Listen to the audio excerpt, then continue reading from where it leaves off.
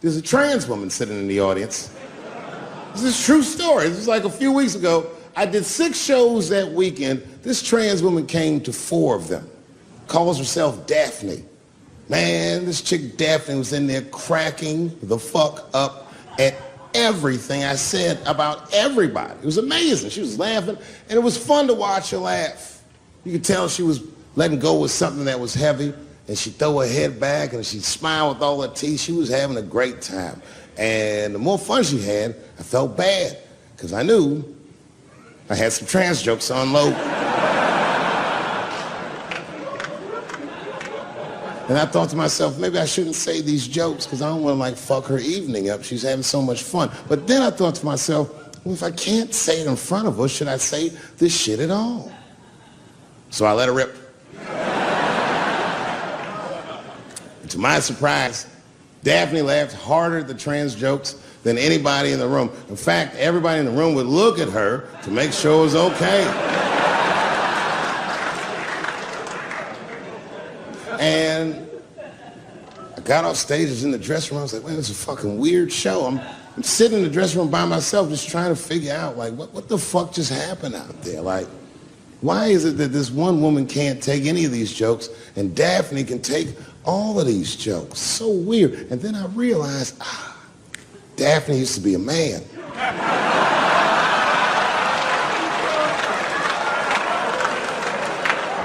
So now I go out of the dressing room and like you can see like all the staff was there like cleaning the club up, the audience had gone, and sitting at the bar by herself was Daphne. And she's like, hey Dave, come join me for a drink. And I don't want her to think that I'm transphobic or nothing, so I'm like, fuck, I guess I could have at least a drink.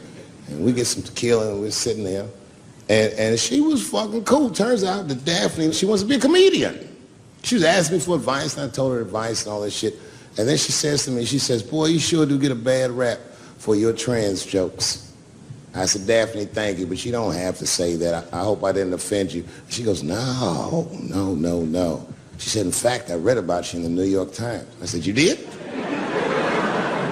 She said, yeah. She said, I thought it was interesting that they blamed you for R. Kelly. They said you normalized him for telling jokes about him. I go, yeah, they said that. She goes, I wonder why they never said that you normalized transgenders by telling jokes about us.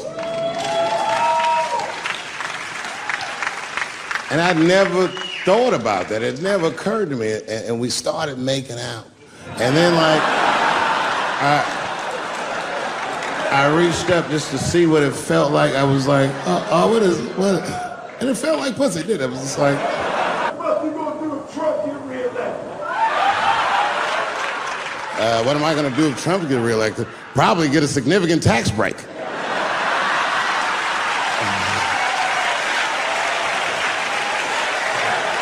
Hey, you want to know why I don't even talk about Trump in my show?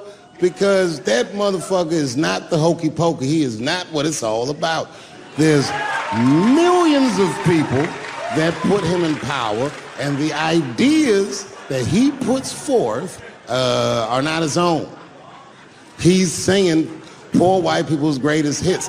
So why the fuck would I worry about him and not the other millions? Really, you know who I'm gonna vote for next time if things keep going the way it's going is that gay dude. No, Mike Pence.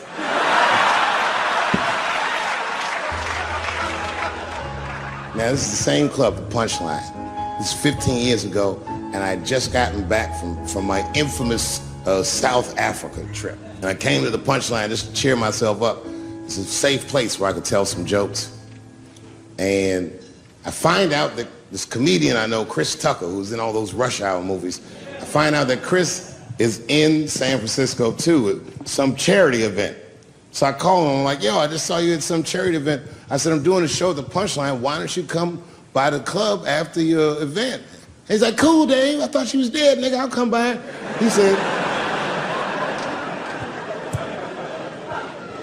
He says, is it okay if I bring some friends? Because, you know, I'm with a lot of people. I go, man, you Chris Tucker. You can bring whoever the fuck you want. And then I show up to the club late that night. And I walk into the dressing room. And sitting in the dressing room is Gavin Newsom, who at the time was the mayor of San Francisco, but now he's the governor of California. And sitting next to him was Kamala Harris, who at the time was the DA of San Francisco.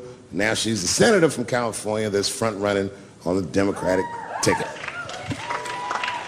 And sitting next to her was Al Gore. It's fucking weird. And sitting next to Al Gore was the guys from Google, Sergey, and I don't know how to say these. All right. And it was Chris Tucker and Ben Jealous, who at the time was the president of the NAACP, who was all just at this big charity dinner, and Paul Mooney was drinking scotch. And we all was just in there. And, you know, at first I was a little uncomfortable when we started talking, and we all got along really well. At some point, Kamala Harris says to me, she goes, you know, a friend of mine is announcing his candidacy for president tomorrow. I went to college with him. I'm like, what? I go, Barack Obama? She goes, you've heard of him? I'm like, yo, I just read about this dude. And she goes, yo, yeah, blah, blah, blah, we're talking. She goes, you know what? She says, let's call him on the phone. I said, what the fuck? And she picks the phone up and she dials and she's listening like this. And she goes, this is voicemail. And she gives me the phone. She goes, leave him a message. You know, I didn't know what to say. I just said what you say to any black dude that's running for president. You know, stay low, running a zigzag pattern, this kind of shit.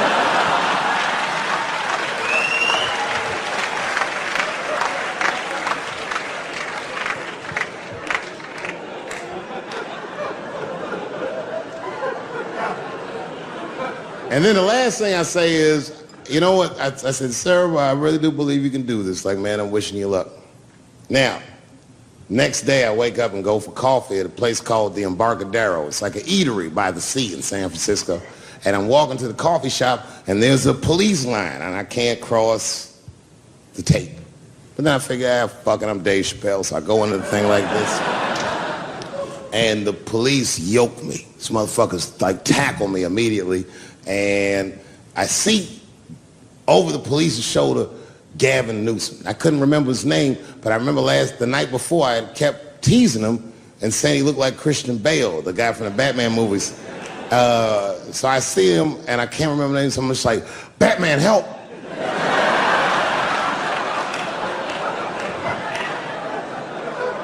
And he stops, he's like, Dave? And then the police see that the mayor knows me, so they all like, oh, sorry about that. And he's like, hey, back up, everybody. And he just picks me up. He's like, I'm really sorry about that. I'm like, I'm fine, don't worry about it.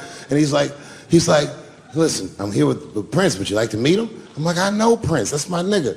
And we go around the corner, and it was Prince Charles, the Prince of England. I didn't know the protocol of meeting royalty. You're not supposed to touch him. I dapped him up like a nigga. My nigga.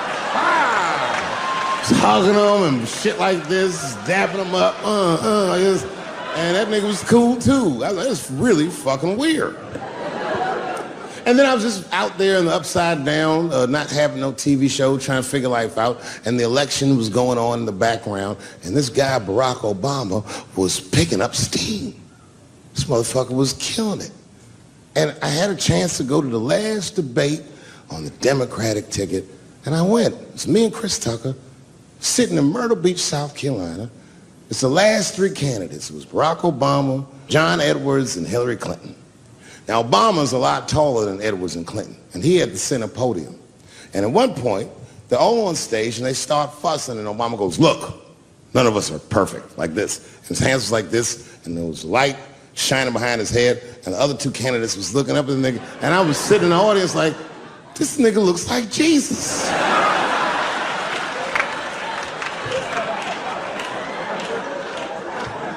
And I realized in that moment that I was looking at the next president of the United States. I was certain of it. I couldn't explain it, but I knew what I was seeing. And I got really excited. And I'm not that kind of guy. I said, I gotta meet this motherfucker. So I stayed.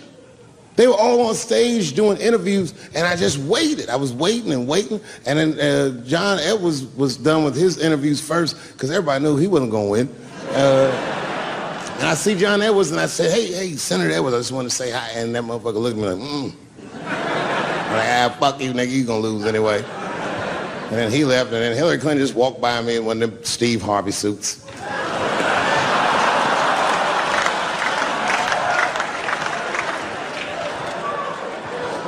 But Obama was taking forever. Everybody wanted to talk to him. When I knew the media saw exactly what I saw, there was no question about it. That was the guy. I waited, and finally, must have been over an hour and a half, he finishes his last interview. He's like, well, thank you very much. Good talking to you. And he turns around, and we make eye contact. He sees me, and when he sees me, he looks over, he goes, Dave Chappelle. And Obama did me the same way I did Prince Charles. He dapped me up, and he like bro hugged me, and he pulled me in, and I'll never forget this. He said in my ear, I got your message. Thank you very much, New York City. Good night. Don't forget who I am. Don't forget what I am. I am a black dude. And don't ever forget how I got here. My ancestors were kidnapped. I don't even know where the fuck I'm from. They were put on the bottom of boats. They sailed them across the Atlantic. Many of them died. Only the strongest survived. And once they got here, they beat the humanity out of my people. They turned us into beasts of burdens. They made us do their work. And the irony is, hundreds of years later, they called us lazy. We fought in the Civil War. We damn near freed ourselves. Then in Reconstruction, black people did great. My great-grandfather was a very wealthy man. But then the black coats came, Jim Crow came. There was 100 years of unspeakable oppression again. Lynchings, all kinds of terroristic acts to keep us in the margins of society. And yet we still fought. And Dr. King was born. And then things got better. 20 years after Dr. King was assassinated, Michael Jackson was moonwalking on television. Something, Barack Obama.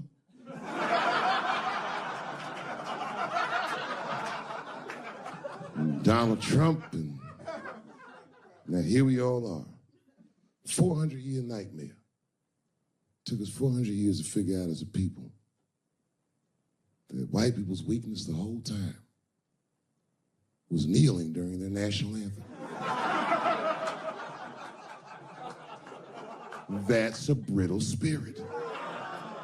That's right, nigga. On the rock, it's regular. Ah! Ah! What are you doing, nigga? Stand up!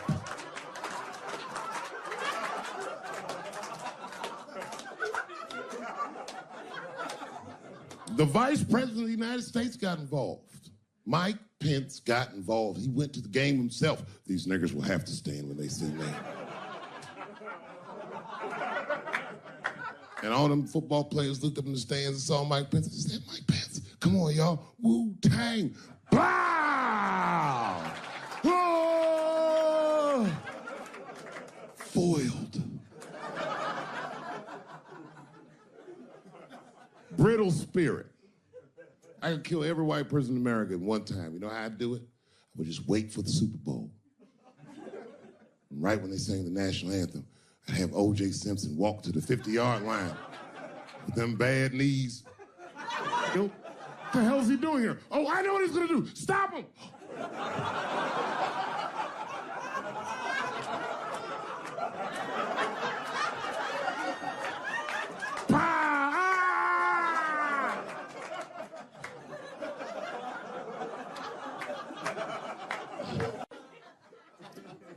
I just want to help. I want to be a good guy. Like, I can't even say the word Me Too anymore. The nigga tonight was like, Dave, I'm going to the comedy club. I was like, I am also going to the comedy club.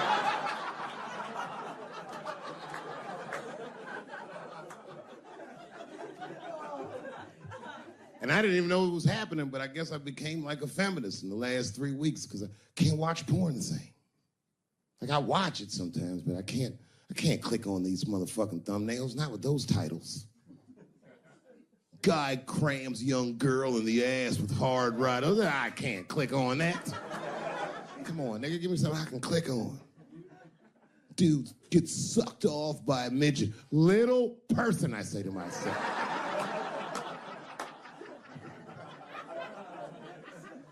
It takes me hours to find one clip. What the hell is this?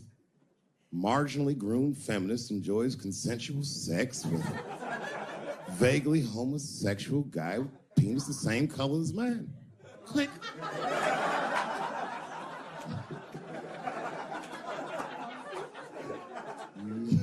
There's a lot of black dudes haven't been getting me too. I don't want to jinx myself. You know why though? Obviously black women go through the same thing, right? The reason is because black women from slavery won't tell on us because they know that no matter how bad we black dudes are, white dudes are very mean.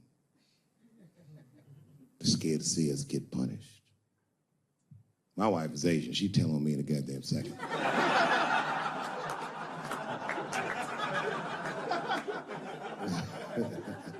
Ain't no fucking up in the Chappelle household. And the wildest shit about it is I live in Trump country.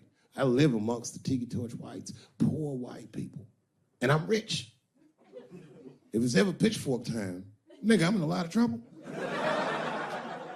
And nobody in my family believes me. I've been trying to tell the kids, man, we gotta run these drills. They're like, we don't want to run your stupid drills. Too bad, son, you have to.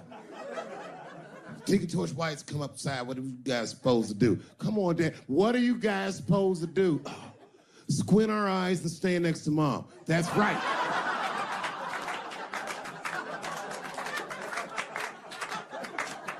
Me, your gun and your groundskeeper uniform. That's right. I'll go outside and see what they want.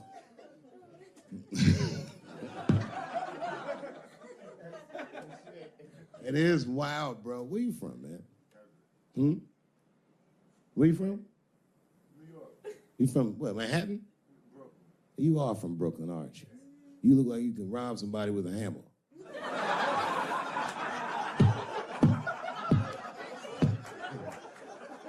Brooklyn niggas rob you with shit they find around the house. I just got stabbed with a toothbrush. This nigga must be from Brooklyn. You gotta man the fuck up, y'all. I don't mean to be disrespectful, because man, I know you're upset what I said, but you know, I know you're right, but come on, baby, it's me. I was right once. Remember that?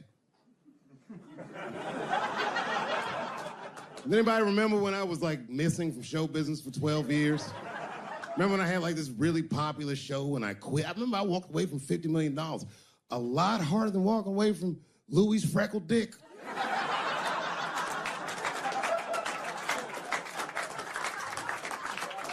I didn't know that I'd ever work again. And yet here I am tonight. Did my dream die? No. I remember that shit. You don't remember that when I quit my show? Remember, when on the way out the door, I said, something's wrong in Hollywood. I believe they said I smoked crack. That's right, I remember. Remember they called me crazy. So really, you know, you're right, ladies. Congratulations. Enjoy it. And they coming for you, bitches. They coming for you. There's one person that's uncomfortable. You know who's the most uncomfortable motherfucker in the room? The nigga that's right. I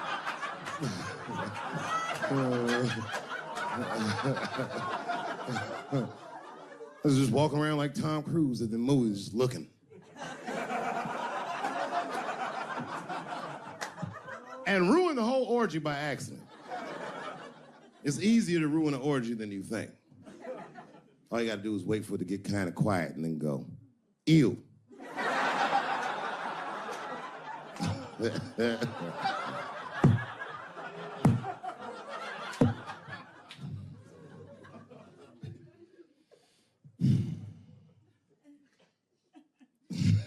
I know I feel bad. But I just feel like this is all happening for a reason. And ladies, I want you to win this fight. 10 years ago, I might have been scared, but I got a daughter now, so if you win, she wins. So I'm rooting for you. And I agree with you.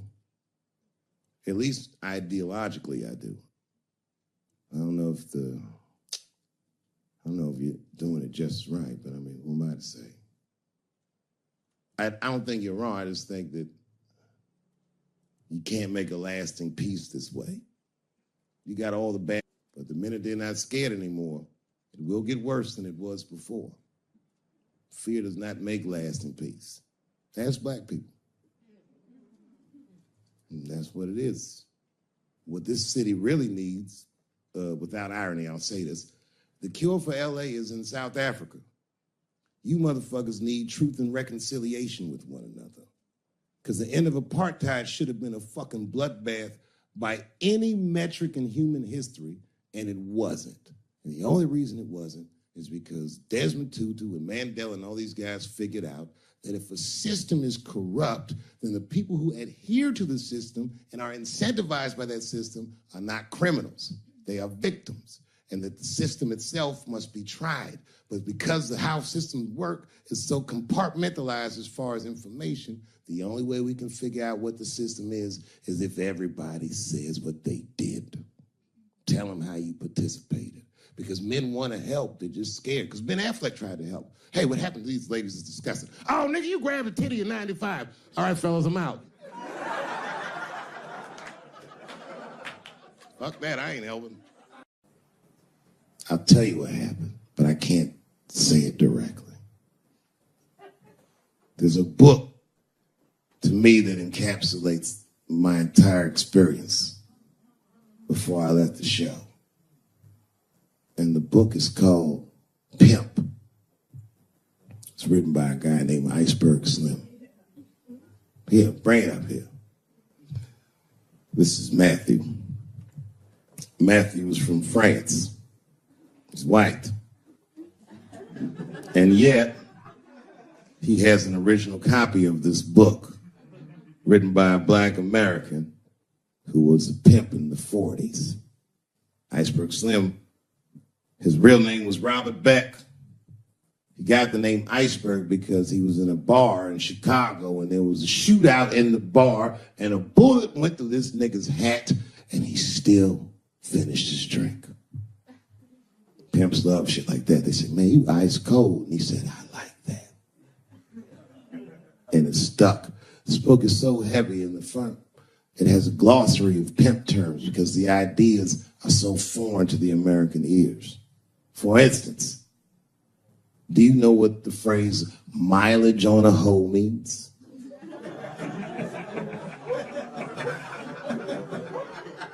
Of course you don't. Mileage on a hoe is a very wild concept. It means that pimps understand there's a finite amount of bad shit a person can do before they'll lose their fucking mind. And a good pimp can look at a woman that he's never seen before and call it, she's good for 500 fucks. That's her mileage. Anything over that, that bitch is gonna spill. They do it to you. Why the fuck do you think most of us work from 9 to 5? Because 9 to 6 might kill a bitch.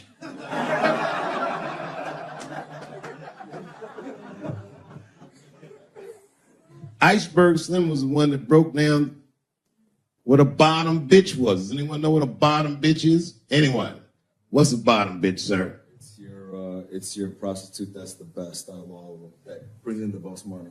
That's right. That's exactly right. Are you black? That's right. A bottom bitch is a pimp's number one hoe. She's even a bitch that helps him keep the other bitches in line. I will repeat. She's even the bitch that helps him keep the other bitches in line. The pimp was McDonald's and the bottom bitch is French fries. The rest of the bitches is like fish sandwiches and cherry pies and shit like that.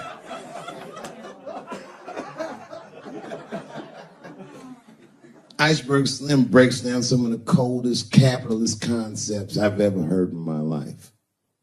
He describes in detail how these men break women so that they will give them the money that they make with their own bodies. There's a story in here so cold it makes me shudder to think about it.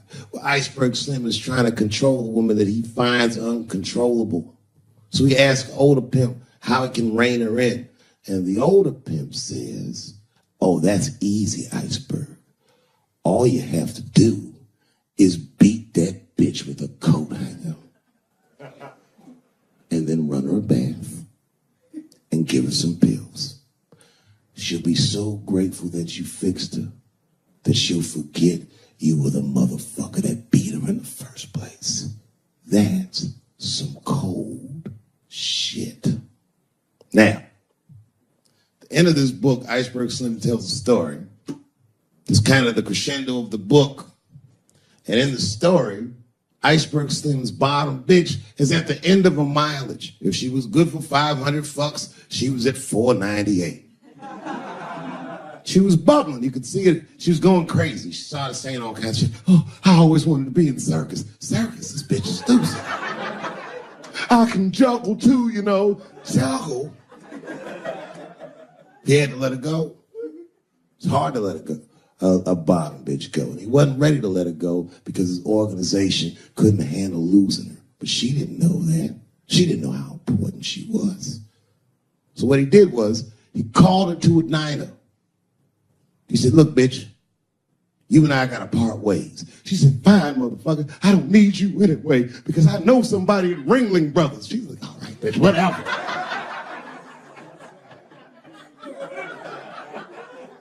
I got one last trick for you. It's a big money trick. You do this for me, you get paid, I get paid, and we go our separate ways. She said, fine, motherfucker, what do you want me to do? He said, okay, there's a guy in that hotel across the street. He's waiting for you in room number 7. Once you go over there, and I want you to fuck him. But before you do, I need you to put some of this stuff in his drink. And then he's going to fall asleep. When he does, there's a briefcase on his bed. Bring the briefcase to me. That's the trick, bitch. Can you handle it? She said, fuck yeah, I can handle it. I can't wait to get rid of you. And then she ran outside, jumped on a unicycle, and pedaled across the street. And Iceberg watched her. He was like, man, she's pretty good.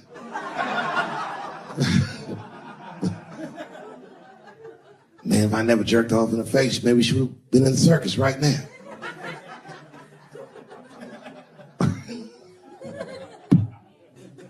She runs up to the motel steps and she disappears in room number 7. And she's gone for a real long time. Real long time. So long, in fact, that Iceberg got a little worried. But then, suddenly, she came back.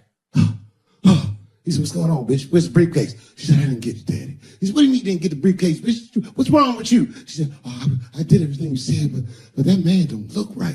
Something wrong, Daddy. He said, what do you mean something's wrong, bitch? Did you put that stuff in his drink? She said, I did everything you said, Daddy. I put all of it in his drink. He said, wait a minute, bitch. Wait a minute. You put all of it in his drink? Now he had to see for himself. So the two of them go across the street to the motel and they go into room number 7. And on the bed, laying lifelessly, is the white man that she was supposed to fuck. And Iceberg said, you right, bitch. She don't look good. What the fuck? So he called a friend of his that was a doctor that was close by. And the doctor came in, gave the guy a thorough examination and told them both what was obvious. Slim, this motherfucker is dead. Oh, God, Daddy. Oh, no. Oh, no, we killed him. He said, calm down, bitch. We didn't do anything. You killed this motherfucker.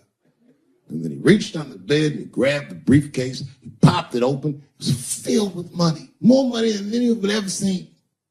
And Iceberg took a little bit of the money and gave it to the doctor, and the doctor left discreetly. All right, bitch, let me think. I can fix this for you. I know somebody I can call. But if I call them, I'm going to owe these motherfuckers a big favor. God, Daddy, please. I don't want to go to jail. Neither do I, bitch, so will you shut up? She picked up the phone. She heard him mumbling on the phone a little bit. He hung up the phone, and she was pacing the room, and he was just standing there cool, and they were waiting, and then suddenly a van pulled up downstairs. Two guys get out with a carpet. They walk upstairs. They roll that carpet out on the floor. They throw the body in the carpet. They roll that motherfucker up like a burrito. They pick that shit up, and they throw it in the back of the van. They come back up, and Iceberg opens the briefcase again and gives them a little money. He says, I'll get in touch with you guys later. They say, you're not going to get in touch with us at all. We'll find you. He said, whatever, nigga. And they bounced. Oh, God, Daddy, oh, God. He says, relax, bitch. Listen, we getting the fuck out of here. You go downstairs, you get the car. We got to leave separately. She went, she got the car. Iceberg grabbed that briefcase, waited a few minutes, looked out the window, and then he went down with her.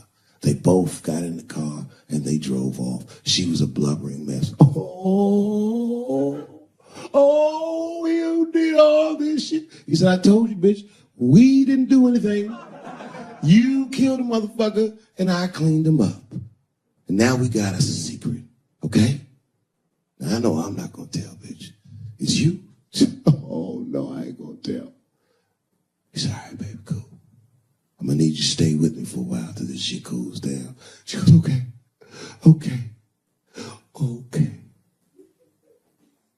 That's the game. That's how the whole shit works, ladies. You understand? This bitch was at the end of her mileage. She was at 498. She ended up tricking for Iceberg for another 6 months.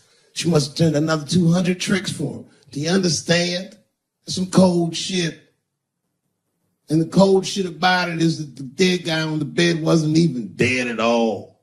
This motherfucker was just a friend of Iceberg's acting like he's asleep. The doctor wasn't a doctor. It was a motherfucking butcher that happened to have a white coat. And the dudes who came in the moving van clothes was dressed like movers because they were movers. Iceberg had gotten a new apartment. And the bag of money was Iceberg's money in the first place. The money he got from all those women. That's a cold game. That's the motherfucking capitalist manifesto. And that's why I went to South Africa. So now we got us a little secret, bitch.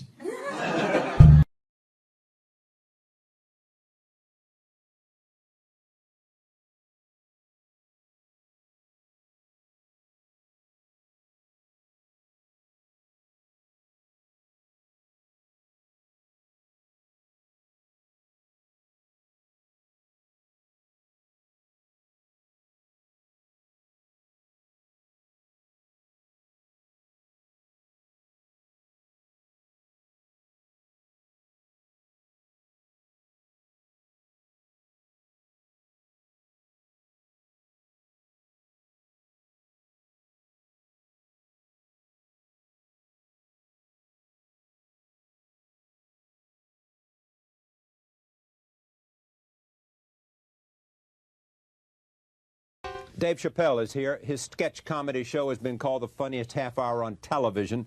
Elvis Mitchell of the New York Times says Dave Chappelle isn't content just to play the race card. He shuffles the entire deck. Here is a look at a sketch from Chappelle Show. Some people just know black people, right? Yeah, I'm serious. They got like gut instincts. Some people know black people. But who are those people? We don't know. So we got some people, and we put them to the test. Now, what you're about to see is absolutely real. These are real people. This is not actors. This is the real deal. Give it up for my new game show. I know black people. Are you ready? I'm ready. How can black people rise up and overcome? How can they rise up and overcome? Oh, can they? That is correct. Reparations. That is acceptable. This is a rap lyric? No, this is, I'm sorry. Oh, this is a general an question. Actual question. All right. There's a complex answer there. That is correct. Staying alive. That is correct. That is correct. Or stop cutting each other's throat. That also is correct. How can black people rise up and overcome? Get out and vote? That is incorrect. I'm pleased to welcome Dave Chappelle to this table for the first time. Welcome. Thank you, Charlie. Good to be here, Great man. to be here, man. I'm telling you. I have met your extraordinary family outside. Thank you. This high, this high, this high. Yeah. Yeah. The wife, the 2 sons. Who would have known that a guy with a show like this would be a father? There you go. And a good one, I bet. Yeah, I'm involved. Now, is home, where do you live? Oh, I live in Ohio. Right. I'm a resident of Ohio. Do you actually sleep there? Well, like 6 months out of a year. Yeah. Ideally, I'll come here, I'll do the show. Right. Then I'm going on tour later tonight. Right. Check your local comedy listings. And then I'm Yes. gonna Yeah. and then I'm gonna go home, man. I like Yeah. to go back to the farm. It's one of those things like even Superman has a place in the North Pole where he can relax and be Yeah, himself. right. And it is good for me and my family. To have that place. In contrast to what I do, it's just kind of sane and normal. Yeah. You say that your material is more cultural than political. I'd say so. Yeah. Absolutely. What does that mean to you? Well, I mean, look, we live in a country that is incredibly culturally diverse, more so than racially diverse. You know, you could look at even in white culture, there's so many subcultures, so many different cultures that might not even interact, even though they're all the same race. Black culture is the same. Tupac doesn't hang out with the Huxtables or Right. whatever. But you know, They never knew each other at all. But you gotta bridge the gaps, man. So there I was mean, within one race, but very different cultures. Right. One was the hip-hop community, one was sort of suburban, right, and even upper middle class. Right, and even within partisan politics, there's people who I'm sure represent different subcultures within Right. America. And I think that the comedy we do, more so than political, just deals with how these things in pop culture are absorbed by these subcultures. Yeah. But here's the interesting thing. How much of it is just is about black African Americans being black, the relationship, like the skit we just saw? Is it half of it? No. Well, this is the thing. You got to remember, the show was written primarily by me and one other person. A white person. A white person. Now, I'm glad you said that because I found that it was interesting. For people who say that, you know, I play this race card, I don't consider it a card. I think it's interesting that every publication, with the exception of USA Today, that I've read something about my show in, is compelled to mention the fact that my writing partner is white. People just think. Then why do you think they're compelled to do that? People think in terms of race because the show is so racially charged. Right. They're amazed that a white person and a black person can be cohorts. And Yeah, I agree with you about race card. When you say race card, it's as if you're using your race for either to beat somebody up, or yeah, it's too dismissive. It's dismissive, exactly. They're right. saying I'm being divisive, and that that Even though the person who said that is an African American himself was Mitchell. right. No, well, yeah, when he said I wasn't offended, but normally I feel like it's just kind of divisive, and it's a real subtle way to dismiss any credibility to what I'm saying. Yeah. Now the show itself is just what we just saw. It's you doing a kind of introduction of a bunch of skits. Right. Now, Right. The thing is, originally the show was always supposed to be a real personal show, Yeah. which is one of the reasons why there's primarily 2 people writing it. Right. Because you can't hire 12 people and To be write like a personal story. Right. It'll, Right. My point it'll of lose view. the voice. Exactly. And last year we were establishing a voice. Then the fact that I don't want to read through a stack of papers and try to figure out who's going to be the funniest guy on paper. Who were you influenced by? I mean, I would assume you got to say Richard Pryor, because it seems that Absolutely. not to be influenced by Richard Pryor is not to have any. Any comic work in America, whether they know it or not, was influenced by what he's done. And what was it about him that made him so powerful and and influential? The genius? He spoke the way that people speak. He took a very specific set of circumstances. and conveyed them so that people who didn't even live those circumstances could understand what he was talking about. Because he had such a human element to his work. Yeah. He changed the way that comedians engage their audience, the way they pace the stage. He brought a lot of things to comedy. He's kind of like Coltrane for comedy, like the last innovator. Yeah. in, He would go up and stand-up. down the stage, all the way across the stage. He wouldn't just stand there. Right, and he had that thing where if you watch his show, you felt like he was talking directly to you. Yeah. Even if there was 1,000 or 2,000 people in the room with you. He just, the way he engaged an audience just was very intimate, no matter how big the venue. Yeah, as far as I'm concerned, they can't honor him enough. Take a look at this. This is a frontline parody from our own PBS. Here it is. Clayton Bigsby. He was the only Negro we'd ever had around here. So we figured we'd make it easier on Clayton by just telling him and all the other blind kids that he was white. And he never questioned it. Why would he? You've written 4 books now. I've written 6 books. They published 4. What would you say is the overall message of your books? Sir, my message is simple. Niggers, Jews, homosexuals, Mexicans, Arabs, and all kinds of different chanks stink, and I hate it. I noticed you referred to African Americans. What exactly is your problem? How much time you got, buddy? Where would I start? Well, first of all, they're lazy, good-for-nothing tricksters, crack-smoking swindlers, big butt-having, wide-nose breathing all the white man's air. They eat up all the chicken. They think they're the best dancers, and they stink. Did I mention that before? Yes, I believe you did, sir. Matter of fact, my friend Jasper told me one of them coons came by his house to pick his sister up for a date. He said, "Look here, nigger, that there's my girl. Anyone has sex with my sister, it's gonna be me." So the point is... I like that sketch because it doesn't draw any conclusions. It just paints a portrait of an insane dude. Yeah. It's based off of true stories, based off of my grandfather in reverse.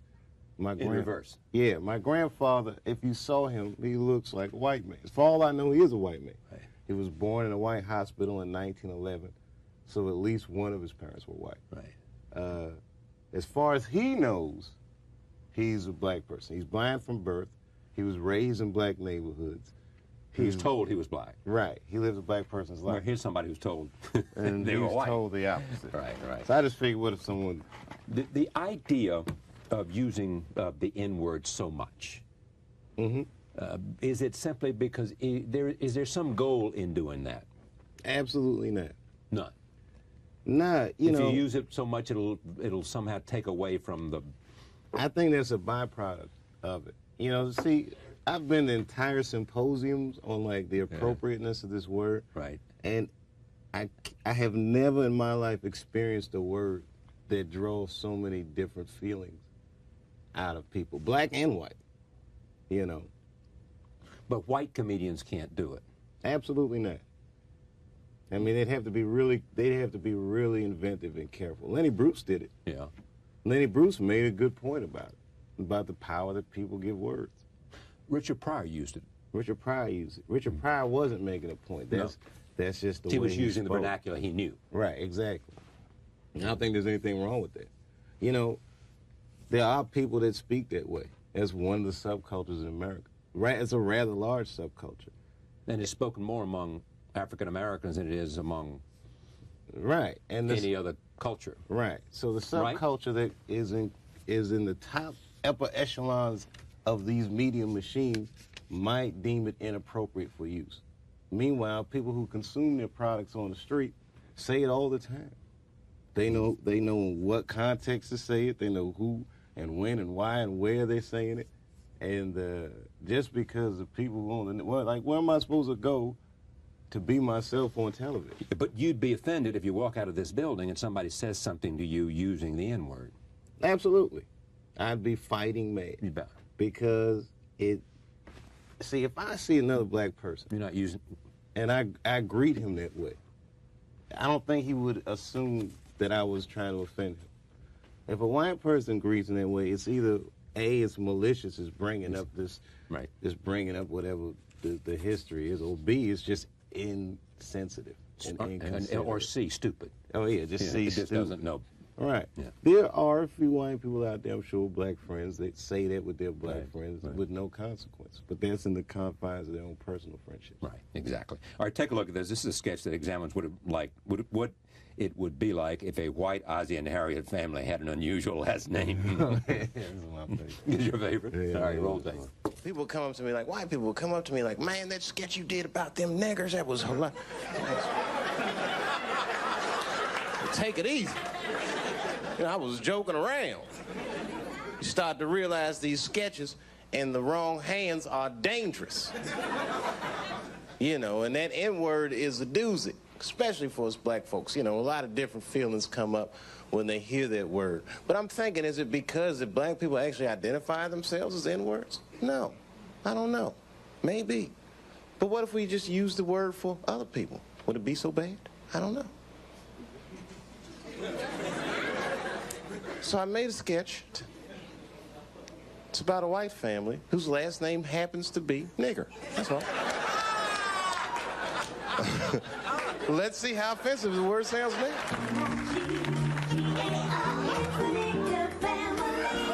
Morning, niggas. Why, it's Clifton, our colored milk man. And it's my favorite family to deliver milk to. The niggers. Something sure smells good.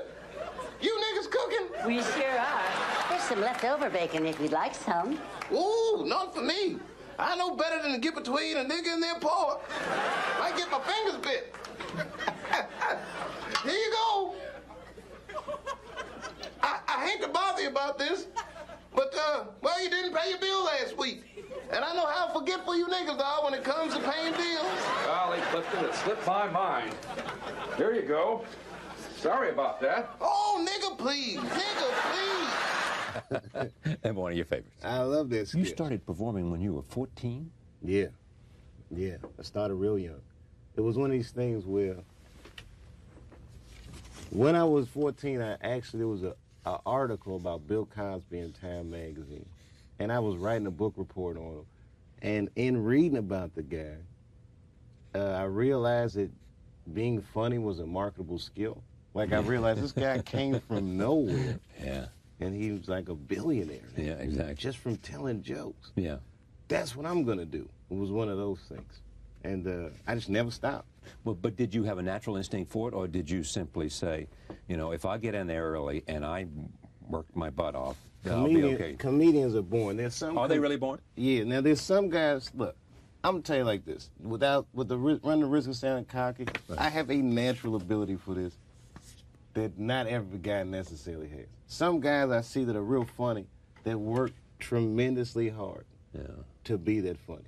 Some guys literally can just talk funny. They have that X factor. It's a certain thing, you know. And a guy like Eddie Murphy, who might be one of the funniest dudes I've ever spoken to in casual conversation.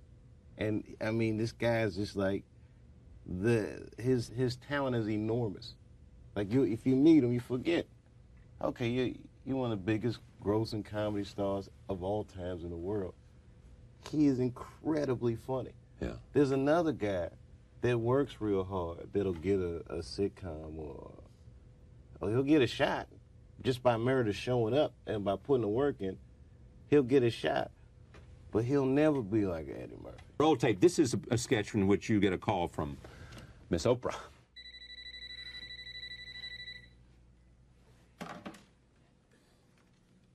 Hello?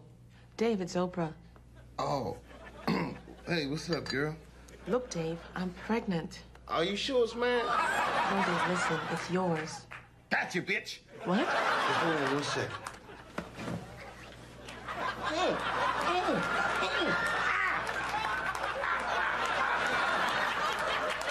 All right, look, over. I'm gonna fly to Chicago tomorrow, okay? But I'm gonna need you to send me a ticket. I'll fly you out. Oh, baby. Could you have a limousine pick me up at the baggage claim? Because I don't have no cab money to get from the airport to your house. Okay, sure thing. Thanks, boo. Oprah? I love you, baby. I love you too, David Chappelle. All right. I'm gonna go to work and tell everybody the good news tomorrow, and I'll see you in Chicago. Bye-bye. Hey, everybody, got an announcement to make. Ding, ding, ding, ding, ding. I quit. Everybody, excuse me. Got a quick word with you? Kiss my ass. Can you type a memo of that and send it around?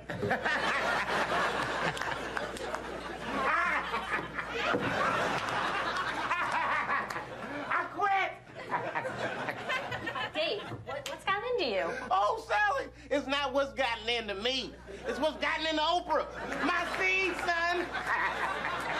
I'm rich, bitch. We know where the payoff is, don't we? Oh, yeah. I love that sketch, too. Yeah. Now, how long, you signed a new contract with Comedy Central? No, I'm done. You're done? I'm technically unemployed. It's one of those things, man. Good. Weren't you doing well? It was doing great. They want to renegotiate. No, but why don't you want to renegotiate? Well, I got to take a minute. Like, I just put the show to bed last night. Yeah. And the way people like this show and what it's like to do a show like this, I don't think people would ever understand the amount of work that we put into it. That's why I appreciate my show, you know? And I hope that the big story from this is that I'm a guy that has done 11 television show pilots. Went out to Hollywood. Disney signed me up a few times. Universal signed me up. Done one for Fox. I've done one for this one, for that one. And they always liked me. They always like, yeah, Dave Chappelle, he's really funny. Maybe he's like an Archie Bunker type, or maybe we can do like Seinfeld with him, or maybe we can, you know, a million ideas they had, none of which worked at all. At all. And the whole time, when I'm the guy, I would say, well, I have an idea about how I want to do this. And I was the last person they wanted to hear from. They would say things like, people watch television for regularity. So I was more from your school. I want a show that can be anything. Right. No, people don't like that. I know. Our research shows and blah, blah, blah, and blah, blah, blah. I know. And then they finally, after all these years, I get an opportunity to do a show. And Comedy Central says, do what you want. And it was overwhelmingly successful. Overwhelmingly, like the best case scenario for what could have happened. We're the #1 show on the network. I go down the street and people are saying the stuff from the night before, right? You know, screaming it at me. And it was two guys who were virtually just not being used. Yeah, and you got to go to the source. Thank you. Yeah, thank Great you to have so you. much, man. Pleasure. Pleasure. It's an honor to be here, man. My life. It's too much there to stress you out. This whole world is just drug infested, hate infested, drug infested world. Hate drugs. I heard the worst drug story. You know, my friend told me, you know what he's dealing with? His landlord is hooked on crack. That's terrible. That's pressure. Your landlord's hooked on crack, that means you've got to have the rent. You come around all the time. I got the rent. It's not even due yet, it's the 10th. Come on, I need it! Let me just get $20 of it now and then just give me the rest of the month. Every couple hours, hey look, I'm gonna need some more of the rent. This building's falling apart, things came up. Comes home early from a party. Landlord's in the crib going through his What are you doing in my house? Ah! Where's the sink? I came to fix it. It's in the kitchen. I thought it was in the drawer. I'll fix it tomorrow when I come for the rent.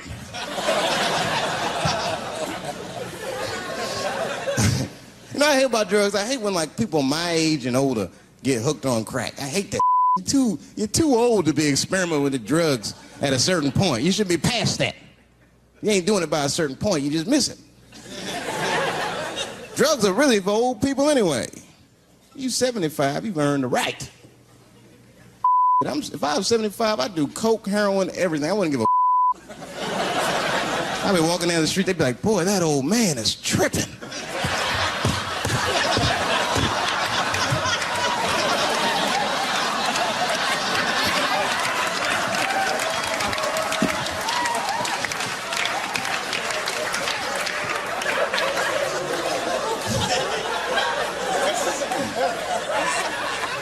Can't do everything.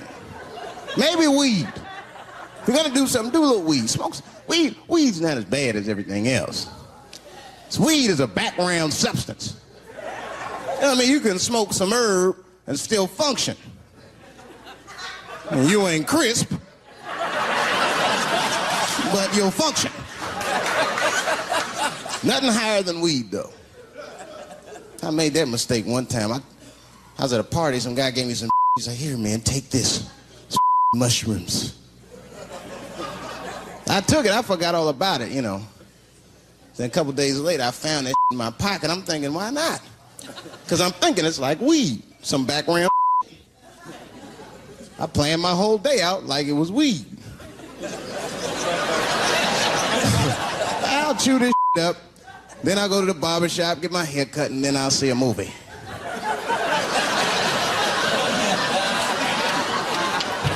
I chewed it up. So far, so good. Then I was in a barber shop like an hour later. And it's funny because I was just thinking to myself, I was like, ooh, this stuff sucks. Tastes like athlete's foot. I feel sick, but I'm not really high. Then I looked in the mirror. I saw the barber's reflection, man. It looked like a big penis was cutting my hair. I freaked out. I started talking to myself, Dave, calm down. You're on drugs. This is what drugs do. Okay, you know that there is no way that a penis can cut hair. But I started freaking out, man. I just couldn't take it anymore. I jumped out the chair, half my hair was cut, I didn't care. I didn't, I just gave a barber a handful of money. It was weird, the balls opened up. Anyway, I ran home, man. I ran home as fast as I could. It's tripping. I looked at the clock, it was 2:42. I was like, damn, 2:42. I gotta sober up. I had never been this high this early. I took a shower. I was still high. Said maybe music will do the trick. I listened to every CD I had. I was still high. Exercise, that's what I'll do. I ran around the block 4 times, still high. Took a nap, woke up, up. I looked at the clock, it was 2:43. I said, God damn. Who wrote this song? You know, this is my grandmother used to sing that when she cleaning up. That's a Negro spiritual. Black work song. Not everybody know about that. I know. See, white people, you guys might whistle when you work. You dig? But that's how you can tell what kind of work we're actually doing.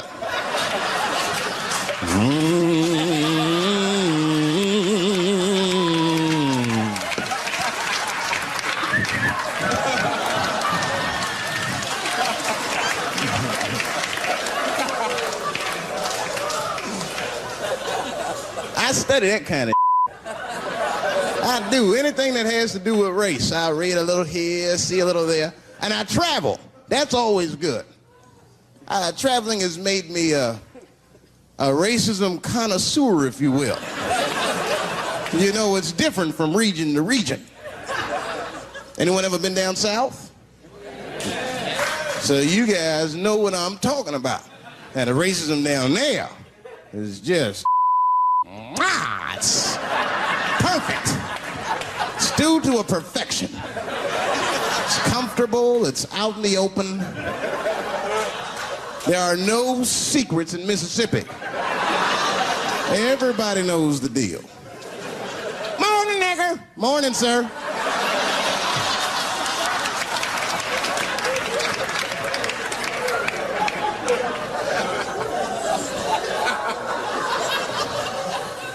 Not up here. You hit the big cities, man, it's different. It's always a secret. And we should do like them. We should keep our shit out in the open, then a little. I mean, with limits. You don't want to say whatever comes to your mind. That might be a little much. White dude be walking down the street minding his business, and the brother walk up to him, hello, you white oppressor, you slave master rapist of Africa. Why, hello, my thick-lipped spear-chucking friend. Touche, hunky. So, Whitey, what did you do today, huh? Oppress a new land and make the people there Christians against their will?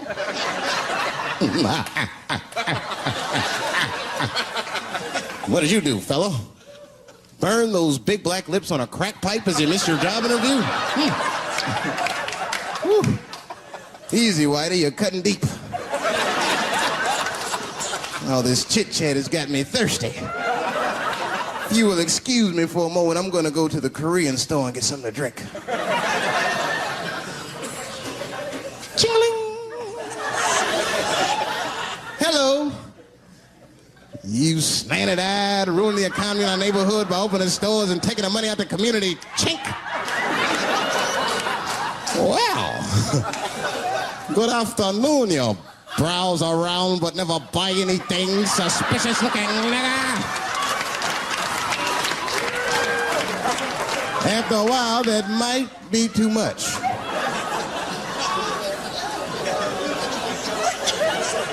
But you can't help it. If you're an American, you're a racist. We brought up from the beginning to think in generalizations. We never look at the individual. We rarely look at the individual. I'm a racist. I know I'm a racist. You know how I know? The other day I caught myself being racist against myself. There's so much getting on, I got mixed up. Forgot whose team I was on.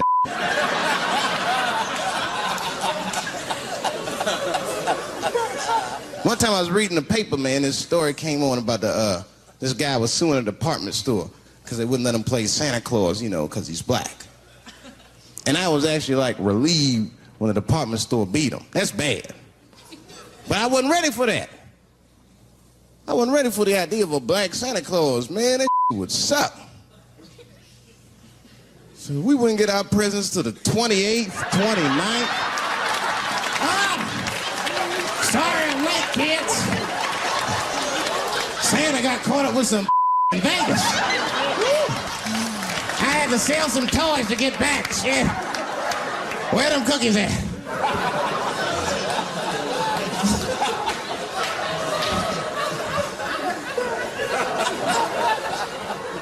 Y'all a great crowd, man. You are. I'm glad y'all came out, man. I'm nervous. I am. Not about the special. I hope this don't make me famous. You dig? I don't want to be famous. I want people to like me for who I am. Like famous dude, don't never know why people like them. That's why, like, if I ever make it, I'm gonna have to like test people. Like if I meet girls, I wear disguises when they first meet me, so they don't know who I am. And then like on the first date, I'll call myself, I'll pick you up right from work. And then I'll pick her up in a garbage truck. Just to see how she reacts. And she's like, wait a minute. Oh, do I look like garbage to you? I don't see no goddamn trash need to be picked up here. Get that goddamn truck off my block. Who do you think you are? That's when I take my mask off. Oh, David Chappelle. That's right, bitch. Thank you very much.